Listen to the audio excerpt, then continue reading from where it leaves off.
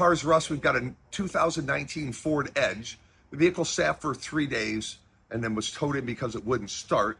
And this is what we found. So check this out. We've got wires here that were completely chewed up. This is to the coolant pump.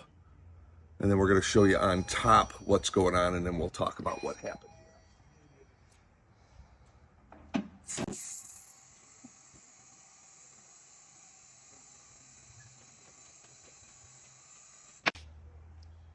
All right.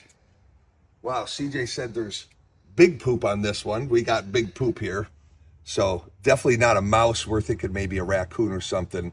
And then we've got some wires chewed. Where are the wires chewed over here, CJ? Oh, right here. Yeah, so you can see that. That's the camshaft position sensor. So I don't know how a raccoon gets into this engine compartment, but obviously they find ways. So definitely, if you've got a vehicle when you got a lot of rodents around, you want to try to keep them away. But this is an example of what we find here at Cars Rust in your vehicle.